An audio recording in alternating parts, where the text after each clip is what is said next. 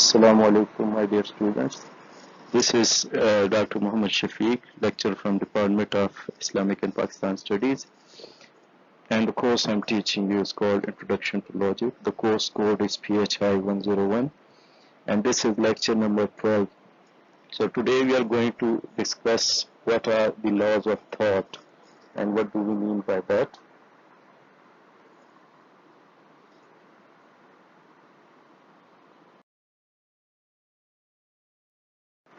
So what is meant by laws of thought?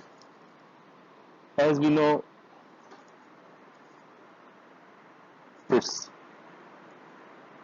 world is governed by different kinds of laws, and there are two kinds of, generally speaking, there are two major kinds of laws.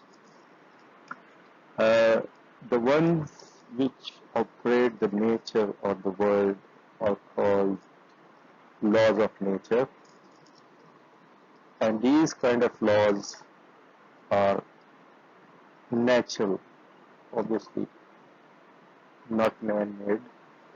These are God-made laws, and even if we want to violate them, we cannot violate them, or even if we violate them, we will have to face the repercussions. For example, we take the example of law of gravity. So, law of gravity is a natural law. We cannot violate it, or if you want to violate it, suppose if you want to jump out of that window and you want to violate this law and you want to go upwards instead of going down, you simply cannot do it, and you'll face the results of this attempt in the shape of injuries you'll sustain. So, on the one hand, you have these laws of nature or natural laws. There are other certain laws which are man-made laws, and they are called normative laws. Those laws are, generally speaking, man-made for their own convenience. For example, there are traffic laws, there is criminal laws, there are different kinds of rules and principles. For example, if you are studying at university, there are semester rules. So you have to obey these rules or laws. If you don't, obviously you will get punished. Now, what are the laws of thought? Laws of thought are those laws basically which operate our thoughts. In other words, we can actually violate these laws, but as a result, our argument would be invalid and would not be accepted by anyone, because these laws are again universal laws and you cannot simply change them according to your own needs and requirements. So as we know, the logic is called the science of laws of thought, or as a study of those methods and principles which distinguish between correct reasoning and incorrect reasoning, right? Now, there must be certain principles or laws for the correct reasoning which we study, or which lie at the root of logic as a science. So these principles or laws are called laws of thought, and because these underlie all valid or correct thinking, they are called the foundation of logic. So why do we need laws of thought? Obviously, logic being the study of methods and principles which distinguish between correct reasoning and incorrect reasoning, right? So if we follow these laws of thought, obviously our reasoning would be correct, and if we don't, then our reasoning cannot be called correct and nobody would accept our arguments. Now the question arises, how many are there? There are how many laws of thought? To begin with, there were, in traditional logic, there were three laws of thought, but later on, a German philosopher called Leibniz, he added another one, which is called the laws of, which is called the law of sufficient reason. So there are four laws of thought which we need to reflect upon in order to equip ourselves with those tools to present our arguments in a valid way, in a correct way. So what are these four laws of thoughts? Let's start with the first one, and that is identity. Now, as it is evident from its title, this law is about the identity.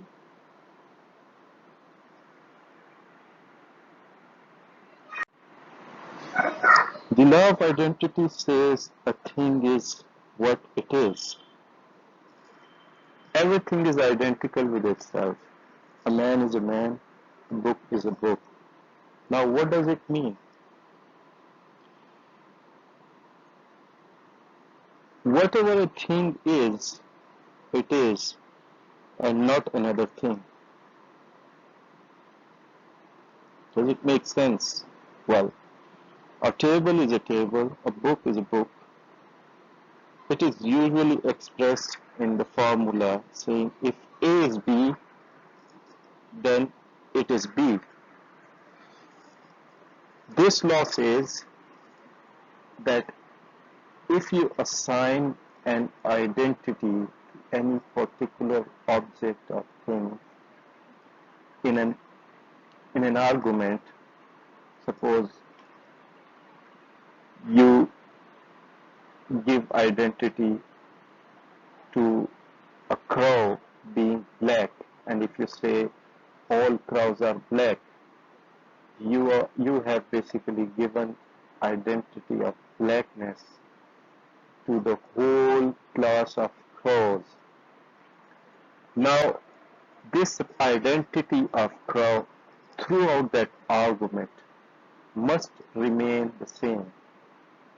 So if you try to change that identity, if in the same argument in a later stage you try to say crow is white, yellow, blue or green, you are basically violating the law of identity. So if you violate the law of identity, your argument fails the basic requirement of being a valid argument. So the law of identity says if iron is a metal, it is a metal. Throughout the argument, you cannot change the identity. If man is mortal, he must be mortal throughout the argument. Therefore, if we say that a certain thing possesses a certain attribute or certain identity, we must always admit it throughout the argument. If we say board is black, it must always be admitted that attribute of the blackness belongs to the board. So the law of identity is an expression of identity of things. It is important to note that this law says if in an argument we have used a term in certain sense, we must use it in the same sense throughout the argument. Every term and proposition must be used in fixed meaning in an argument. No clear thinking is possible without identity. So, this law demands that a term should have fixed meaning in an argument, and if it does not, your argument fails to be called a valid argument. So I hope you understand what does the law of identity means. Now we'll move to the next one, which is contradiction. Before starting about this law, I would like to explain the term contradiction. Basically, contradiction, the meaning of contradiction is the opposite of contradiction in Urdu would mean tazad. So, the law of non-contradiction says a thing cannot both be and non-be at the same time. In other words, A cannot be B and non-B at the same time. So what does it mean? It says that a thing cannot be present and non-present at the same time. Two contradictory qualities or two contradictory attributes cannot be present in an object. Two contradictory things cannot be true at the same time. A thing cannot possess two contradictory or inconsistent attributes at the same time and place. A cannot possess the attribute of B and non-B at the same time. A book cannot be read and non-read at the same time. A man cannot be Muslim and non-Muslim at the same time. Now, a book cannot be read and non-read at the same time. This statement might be a bit confusing for some of you, because before that we need to explain what does non-read or what is the contradiction of black or red.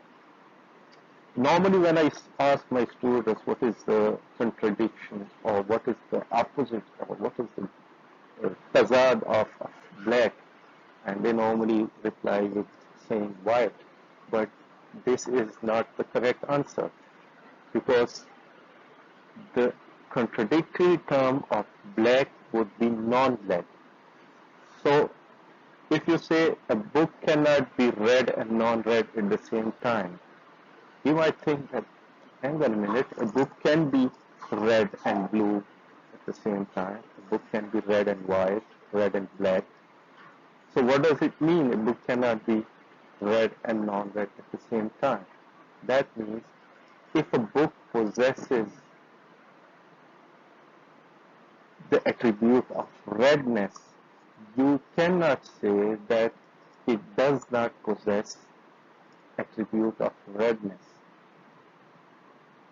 I suppose with the example of being Muslim and non-Muslim at the same time would be better to explain this law. So as we know that there are certain qualifications for being a Muslim. So once you are a Muslim, you are a Muslim. You cannot be Muslim and non-Muslim at the same time. That is what the law of non-contradiction says. So again, in an argument, if you say all Pakistanis are Muslim, and then on the later stage you go on and say that Mr. So-and-so is Pakistani and he is non-Muslim. So basically you are contradicting yourself in the argument, and that makes your argument invalid. So the law of non-contradiction says you need to be very careful while composing an argument. You have to follow this law and you cannot contradict yourself. So whatever statement you make in a premise, you cannot use the contradictory terms for that in any later stage while composing an argument. So if you do that, obviously you will be denying your own self and you will be self-contradictory, and that would lead to an invalid argument and nobody would accept that. So the law of non-contradiction is like that. After that, there is another law of the third law, and now we are going to move to the third law, which is the law of exclusion.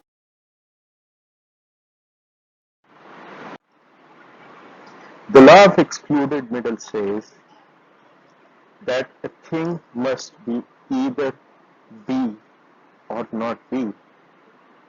In other words, A must be either B or non-B. It has to be one of these two. Again, slightly confusing. So what does it mean? So simply, if I take you back to the law of non-contradiction, which says that two contradictory qualities cannot be present in an object at the same time, right? So simply, as we cannot say that a person is Muslim and non-Muslim at the same time, this law of excluded middle says the converse of that, that if two contradictory attributes cannot be present in an object at the same time, similarly, two contradictory attributes cannot be absent in an object at the same time. A book cannot be read,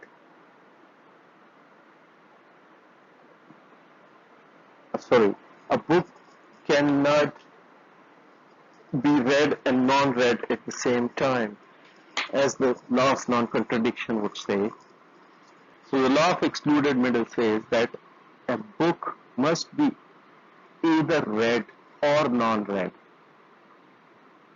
Simply like a person must be Muslim or non-Muslim. It's not that a person is neither Muslim or non-Muslim. This doesn't make any sense, does it? So if you reflect upon it, you'll come to know that in law of non-contradiction, as we say that two contradictory attributes cannot be present at the same time, in the law of excluded middle, we say that two contradictory elements cannot be absent at the same time. A crow cannot be black and non-black at the same time. Similarly, a crow, we cannot say that a crow is neither black nor non-black, or we cannot say a person is neither Muslim nor non-Muslim. Either he is a Muslim or non-Muslim. Similarly, either crow is black or non-black.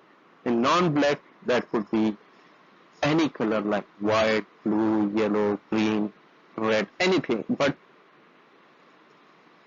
it's not possible that the crow is neither black or non-black, or a person is neither Muslim or non-Muslim. So this is what law of excluded middle says, that we do not have a third option. A person must be either Muslim or non-Muslim. So that's what excluded middle term is used for. According to the law of non-contradiction, two contradictions cannot both be true at the same time. Now, the law of excluded middle says that two contradictory attributes cannot be false at the same time. In other words, law of excluded middle says that two contradictory attributes cannot be absent at the same time in that same thing. So the law of non-contradiction says two contradictory statements cannot be true together. Law of excluded middle says that two contradictory statements cannot be false together. We must remember that law of excluded middle refers only to contradictories. For example, we can say that a color must be either red or non-red. But We cannot say that a color must be either red or yellow because red and non-red are contradictories and between them there is no third possibility. But red and yellow are not contradictories, rather contraries, and between contraries other alternative is possible. So this law applies only in the case of contradictories, not in the case of contraries. We cannot say that if a color not red, it must be yellow, but we can say if a color is not red, it must be non-red. So this is the law of excluded middle. Now I hope you have understood this. So we'll move on to the fourth law, and that is called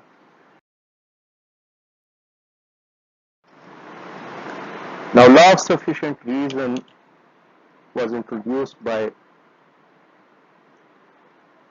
Leibniz, was a German philosopher, and this law says that nothing happens in this world without a reason. Why it should be so rather than otherwise. So what does it mean? This is simply because this law simply means that there is a reason behind everything, whatever happens. Nothing can happen in this world without any reason. So this principle, which was first introduced by German philosopher Leibniz, says whatever exists or is true must have a sufficient reason behind it. Why this thing or proposition as it is and not otherwise. This law says that whatever there is, anything, it must have an adequate reason or cause. There must be a sufficient reason behind it. So this law not only demands a cause or reason for everything, but a sufficient reason or adequate cause. For example, when we talk about the quantity of poison enough to kill a person, we are actually talking about sufficient cause. And when we talk about hard work, which causes the success of a student, we are talking about sufficient hard work, not any amount of hard work. So this law says that for everything there must be sufficient cause or reason. If an earthquake happens, there must be sufficient cause for its happening. Sometimes we might not be aware of the cause or reason, but it does not mean that that thing has happened by a chance. For example, by sufficient reason or adequate cause, we mean, like for example, if I say that if you work hard, you will pass the exam. Now a student walks to me and says that, sir, you said if you work hard, you will pass the exam. And I've been working hard throughout the semester, but still I failed my exam. And when I asked him, what kind of hard work you've been doing? He goes that I have been running around throughout the semester in the ground, which was a really hard task for me. And in spring semester, the weather is so hot that makes it even harder for me to run around in the uni and go up to the hill and come down 5 times a day. I've been working really hard, but still I failed the exam. Now, obviously, that is a hard work, like running around the uni throughout the semester or going up the hill 5 times a day or whatsoever. But that hard work is not sufficient reason to pass the exam. For passing the exam, the sufficient reason or the hard work would be to study the books, to attend the lectures, and try to understand the concepts. So the law of sufficient reason means that there is a reason behind everything, but a sufficient reason. Like we gave the example of poison.